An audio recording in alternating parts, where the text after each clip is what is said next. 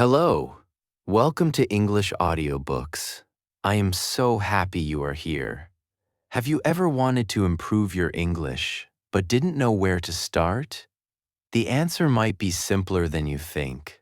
Today, we are going to talk about something very important: why you must read in English.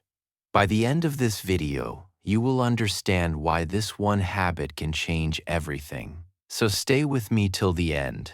I want to start with a question, and I want you to actually answer it honestly, not the answer you think sounds good, the real one. When was the last time you finished an entire English book, article, or even a long English text from beginning to end, just for yourself, not because a teacher assigned it, not because a test required it?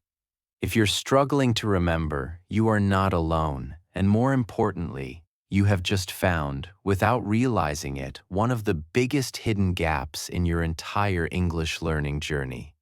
Most learners spend years memorizing vocabulary lists, grinding through grammar exercises, watching videos, maybe even speaking regularly, and yet they quietly skip the one habit that, more than almost any other, determines whether their English eventually becomes rich, precise, and genuinely fluent, or stays stuck at a plateau that feels impossible to break through. That habit is reading.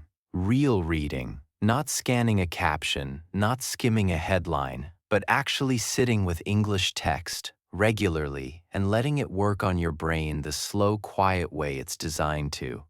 Today, we're going deep into exactly why this matters so much, what it actually does inside your brain that speaking and listening alone cannot do, and exactly how to build this habit in a way that sticks, even if you've tried and failed at reading more a dozen times before.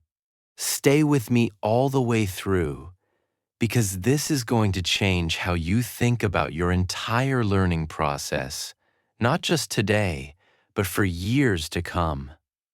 Let's start with something that might surprise you, because it runs against what a lot of learners instinctively believe. Many people assume that speaking and listening are the real skills, the ones that actually matter, while reading feels like something slower, more passive, almost old-fashioned, a school subject rather than a living skill.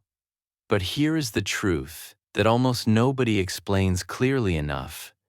Your speaking and your listening are both limited, directly and permanently, by the size and depth of your internal vocabulary and your internal sense of how sentences are naturally built, and reading is, by a wide margin, the single most powerful tool for building both of those things at scale.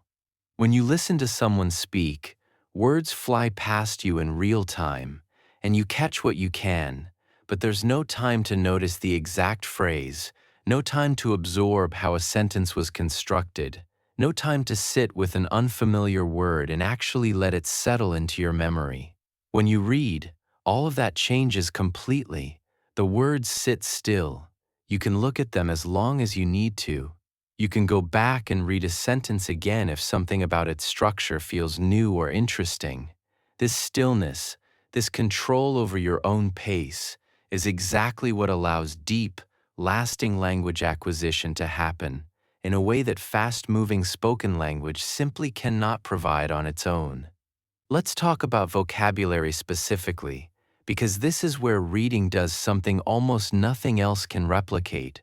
Think about how many words you actually know in your native language.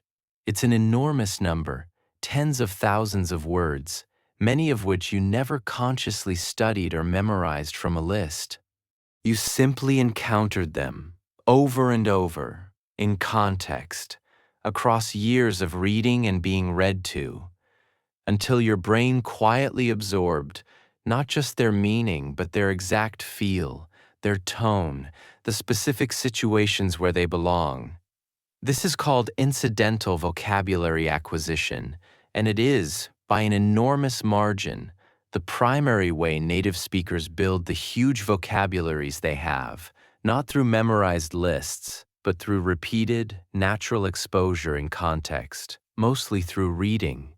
Vocabulary apps and flashcards absolutely have their place, and I'm not telling you to abandon them, but they teach words in isolation, stripped of the living context that tells your brain how a word actually behaves, what other words it tends to travel with, what emotional weight it carries, whether it's formal or casual, common or rare.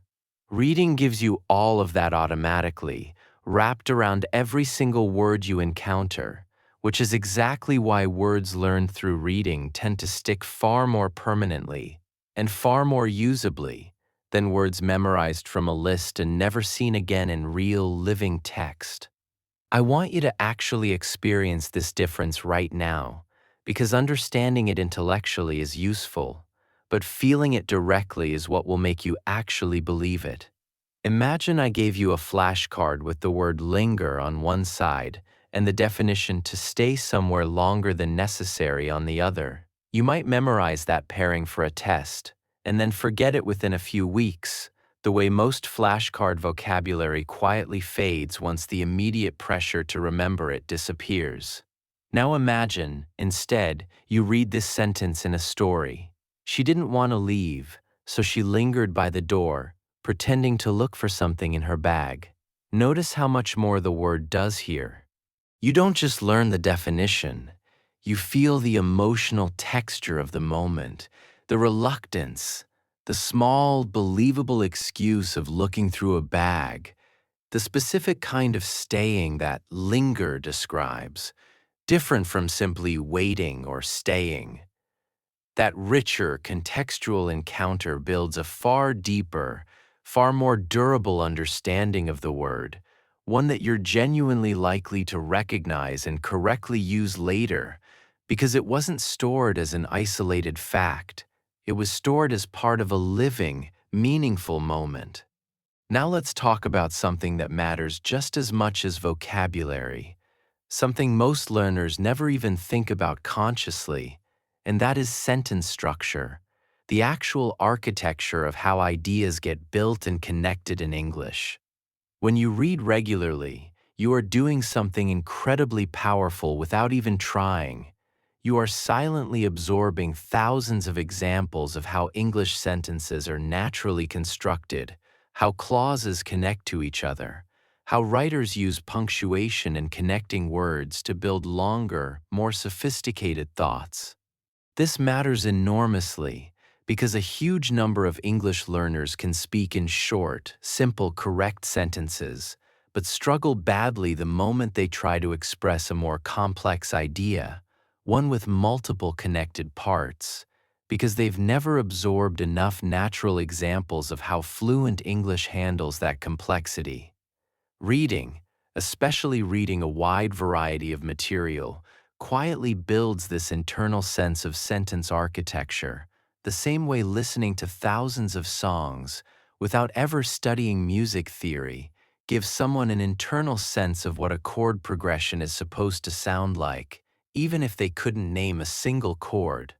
Let's actually practice noticing this right now, together, because I want this to become a real skill you can use every time you read from now on, not just an abstract idea. I'm going to give you a sentence, and I want you to really look at how it's built, piece by piece, out loud if you can. Here it is. Even though she had studied for weeks, she still felt nervous walking into the exam room, her hands trembling slightly as she found her seat. Notice the structure. It opens with a contrast, even though, setting up a tension between preparation and nervousness. It moves into the main idea, feeling nervous, and then it adds a small, vivid physical detail at the end, connected smoothly with a comma, her hands trembling slightly, which brings the whole sentence to life instead of just stating a flat fact. This is the kind of sentence you will read constantly in real English books and articles, and every single time you encounter one like it, your brain quietly files away another example of how English naturally flows, how ideas connect, how detail gets layered onto a main point. Speak enough sentences like this one that you've absorbed from reading, and eventually, without consciously trying, your own spoken and written English starts to naturally take on that same richer, more connected shape. I want to address something directly because I know exactly what a lot of learners are thinking right now, and it's a completely reasonable objection. Reading feels so slow. I look up every third word. I lose the meaning of the sentence by the time I finish looking up a word, and honestly, it feels more frustrating than helpful. I hear this constantly, and I want to tell you clearly, if reading feels like that for you, it's not because reading doesn't work. It's because you're reading the wrong material, in the wrong way, and we're going to fix that right now.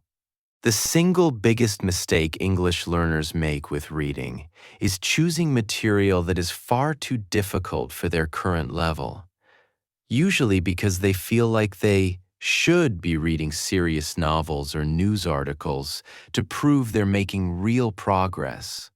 This backfires almost every time, because when a text is too difficult, you spend all your mental energy decoding individual unknown words, and none of it left over for the actual goal, which is absorbing natural structure and building vocabulary through context. There's a concept worth knowing here, something language researchers call comprehensible input, and it means, very simply, material that is just slightly above your current level, understandable enough that you can follow the overall meaning without constant dictionary use, but with just enough unfamiliar words and structures sprinkled in that you're still stretching and growing. If you're looking up a word every single sentence, the material is too hard, and you should drop down a level without any shame at all. If you understand every single word effortlessly with nothing new at all, the material is too easy, and it's time to level up. The sweet spot, the level where real learning actually accelerates, is where you understand roughly 90 to 95% of what you're reading, comfortably, with just a small percentage of genuinely new material woven throughout, enough to keep growing without ever feeling overwhelmed. This means, and I want to say this very directly because it removes a huge amount of unnecessary guilt many learners carry, that graded readers, simplified books written specifically for language learners, are not a lesser, embarrassing form of reading you should be ashamed of and rush past as quickly as possible. They are, for a huge number of learners, the exact right tool at the exact right stage, the comprehensible input that builds real fluency far more effectively than forcing your way painfully through a novel written for native adult readers 3 levels above where you currently are. There is nothing weak or lesser about reading material that matches your actual level. The only real mistake is staying at a level so easy that you stop growing, or jumping to a level so hard that reading becomes a miserable decoding exercise instead of genuine, absorbing practice. Let's talk about choosing material more broadly, because this decision matters enormously for whether this habit actually survives past the first excited week. I want you to throw out the idea that you need to read something serious or impressive to make progress. The goal is not to impress anyone. The goal is volume, consistency, and genuine engagement, and none of those things happen if you're forcing yourself through material you find boring, purely because you think it's what proper English learners are supposed to read. If you love cooking, read simple recipes and food blogs in English. If you love sports, read match summaries and player interviews in English. If you love a particular genre of fiction in your own language, look for something similar, at an appropriate level, in English. The single biggest predictor of whether someone actually keeps a reading habit going, in any language, is genuine interest in the content itself. Interest carries you through the effort of reading in a second language far more reliably than discipline alone ever could, because discipline runs out, especially after a long day, but genuine curiosity about what happens next in a story, or what a favorite athlete said in an interview, pulls you forward almost effortlessly. Now I want to walk you through exactly how to actually do this reading, moment to moment, because simply telling you to read more without a method is exactly why so many well-intentioned attempts at building this habit quietly fail within a week or two. Here is a practical, sustainable approach, and I want you to genuinely picture using this tomorrow, not as an abstract idea, but as something real you'll actually do. First, before you even begin reading a given day's material, set a very small, almost laughably achievable time goal, something like 10 to 15 minutes. This might feel too small to matter, and that feeling is exactly the trap that kills most habits before they start. People set ambitious goals like read for an hour every day, feel amazing for 2 or 3 days, and then miss one day due to being tired or busy, feel like they've failed, and quietly abandon the whole habit within a week. A small, sustainable goal, something so easy you can do it even on your most exhausted day, builds the habit slowly and reliably, and once the habit itself is solid, expanding the time comes naturally and easily, because you're building on a foundation that's actually stable. Second, and this is crucial, resist the urge to look up every single unfamiliar word the moment you see it. This single habit, more than almost anything else, is what makes reading feel exhausting and slow instead of enjoyable and immersive. Instead, try this approach. If you hit an unfamiliar word, first try to guess its meaning from the surrounding context, the same way you'd guess an unfamiliar word's meaning if you encountered it in your native language as a child, before you could read a dictionary at all. Often the surrounding sentence gives you enough clues to form a reasonable guess, and that act of guessing, even when you're not perfectly certain, actually builds a stronger, more durable memory of the word than simply looking it up immediately would, because your brain had to actively work to construct meaning, rather than passively receiving a definition. Only look up a word if it's genuinely blocking your understanding of the whole sentence, or if the same unfamiliar word keeps appearing repeatedly across your reading, which is usually a sign it's common enough to be worth the few seconds it takes to check. Let's actually practice this skill right now, together, because guessing from context is a skill, and like any skill, it improves with deliberate practice. Here is a sentence with a word you may or may not know. After the long hike, they were famished and practically ran to the nearest restaurant the moment they got back to town. Even if you've never seen the word famished before, look at the clues around it. Long hike, practically ran to a restaurant.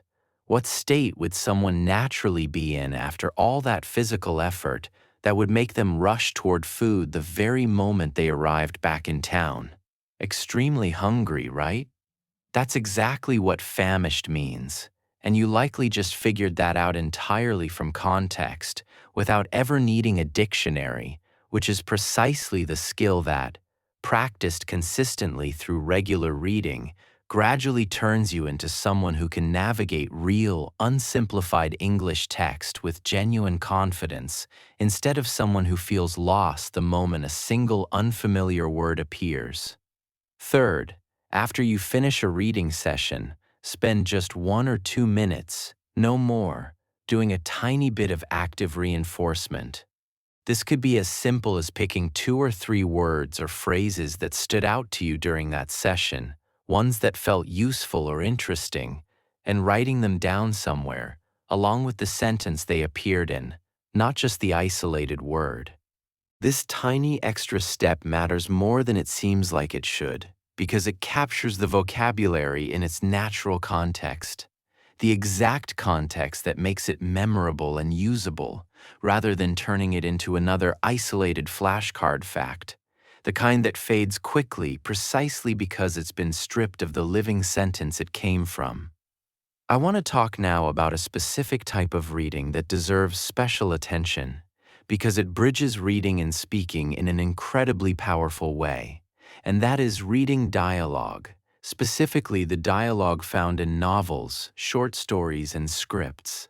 Real conversations, as they actually happen between real people, are surprisingly hard to find as clean, structured input because spoken conversation moves fast, overlaps, and often lacks clear grammatical structure. Written dialogue in fiction, however, is a kind of curated, polished version of natural speech, capturing the rhythm and phrasing of how people actually talk, but slowed down onto the page where you can study it at your own pace. Reading dialogue-heavy fiction exposes you, again and again, to natural conversational phrases, the kind of casual, idiomatic expressions that rarely appear in formal writing, but appear constantly in real spoken English. Things like, "I mean, honestly, I couldn't care less," or "You've got to be kidding me." Phrases that, once absorbed through reading, tend to surface naturally in your own speech far sooner than you'd expect. Let's talk about a slightly different angle now, something that connects directly back to identity and confidence, because I think it deserves real attention rather than being treated as a minor side benefit. When you read regularly in English, something quietly shifts in how you relate to the language altogether. Instead of English being something you only produce under pressure, in a lesson, in a test, in a conversation where you're being evaluated in real time, English becomes something you simply consume, privately, for your own enjoyment, the same way you might read for pleasure in your native language. This shift matters enormously for your relationship with the language over the long term, because so much of the exhaustion and anxiety learners feel around English comes from associating it almost entirely with performance and evaluation. Reading, especially reading something you genuinely enjoy, gives you a completely different kind of relationship with English, one built on curiosity and pleasure rather than pressure and judgment. And that shift in relationship, over months and years, quietly reduces the anxiety that so often blocks fluency in speaking, because English starts to feel, at least partly, like a source of enjoyment, rather than only a source of stress. Now, I want to address a common frustration directly, because I think pretending it doesn't exist would make this whole video feel dishonest. There will be days, especially early on, where reading in English feels genuinely effortful, where your native language pulls at you constantly, offering an easier, more comfortable alternative for the exact same enjoyment you're seeking. This is completely normal, and it does not mean you're doing something wrong. What matters, again, just like with speaking, is not whether every single reading session feels effortless and enjoyable, but whether you keep showing up in small, sustainable amounts, consistently, over weeks and months, allowing the discomfort of the early stage to gradually transform into genuine ease, the same transformation that happens with literally any skill built through repeated practice over time. Let's talk practically about building this into your actual daily life, because a habit that only exists in theory changes nothing. I want you to pick a specific, small trigger moment in your existing daily routine, a moment that already happens reliably every single day, and attach your reading habit directly to it. Maybe it's right after your morning coffee, before you check your phone for anything else. Maybe it's during your commute, if you take public transportation. Maybe it's the 10 minutes before you go to sleep, replacing whatever you currently scroll through in your native language.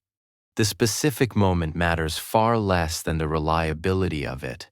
Attaching a new habit to an existing, stable routine dramatically increases the odds that it survives past the first exciting week and becomes something you simply do, automatically, without needing daily willpower to force yourself into it. I want to give you something concrete to actually start with, right now, today, not next week, not when I find the right book. Right now, I want you to think of one topic you genuinely find interesting. It doesn't need to relate to your job, or to serious literature, or to anything impressive at all. It can be something as simple as a hobby, a sport, a type of food, a celebrity you follow, a hobby forum. Once you have that topic in mind, your task for today is simply to search for a short article, blog post, or story in English about that exact topic, something you can realistically finish in 10 to 15 minutes, and read it, using the approach we practice together, guessing from context first, looking up only the words that truly block understanding, and jotting down 2 or 3 phrases at the end that stood out to you. That's the entire assignment. Small, achievable, genuinely connected to something you already care about. Let's talk about long-term compounding, because I think this is the piece that makes all of this worth taking seriously. Rather than treating it as just another item on an endless list of language learning tips, the vocabulary and sentence structures you absorb through reading do not stay locked inside your reading skill alone. They flow directly into your writing, giving you access to richer, more precise phrasing when you write emails, messages, or documents in English. They flow into your listening comprehension, because once a word has been seen and understood in written context, it becomes dramatically easier to recognize when heard spoken quickly in real conversation, since your brain already has a stored, meaningful reference point for it. And perhaps most importantly, they flow into your speaking, not immediately, not the very next day, but gradually, quietly, as your internal vocabulary and sense of natural sentence structure deepens through consistent exposure. Learners often describe this as words and phrases just coming to them in conversation, seemingly out of nowhere, without conscious effort. And what's actually happening in that moment is the deferred payoff of weeks or months of reading, finally surfacing at the exact moment it's needed. I want to leave you with one final thought, because I think it captures something important about why this specific habit, more than almost any other single change you could make, deserves real, serious commitment rather than being treated as an optional extra. Speaking practice gives you fluency in expressing what you already know. Listening practice gives you the ability to understand others in real time. But reading is the primary engine that actually grows what you know in the first place: the vocabulary, the natural structures, the countless small patterns of how English actually works in real, living use. Without that growth engine running consistently in the background, speaking and listening practice eventually plateau, because you're simply recombining the same limited set of words and structures over and over, without ever meaningfully expanding what's available to you. Reading is what keeps that expansion happening, quietly, steadily, in the background of your life, even on the days you don't have time for a formal lesson or a real conversation. So here is what I want you to actually do the moment this video ends. Don't add "read more in English" to some vague mental list of things you'll get to eventually. Pick your topic, right now, before you do anything else. Find one short piece of English text about it, something small enough to finish today, and read it, slowly, patiently, guessing at unfamiliar words before reaching for a dictionary, letting the sentences sit with you a little longer than usual. That one small act, repeated tomorrow, and the day after, and the day after that, is quietly one of the most powerful things you can do for your English, not because any single session changes much on its own, but because of what it becomes, slowly, consistently, over the weeks and months ahead. Start today. Start small, and keep going. Every word you read today becomes a word you can speak tomorrow. That's all for today's episode. Please subscribe to English audiobooks so you never miss a lesson, and share this with someone who wants to improve their English too. Thank you so much for being here today. See you in the next video.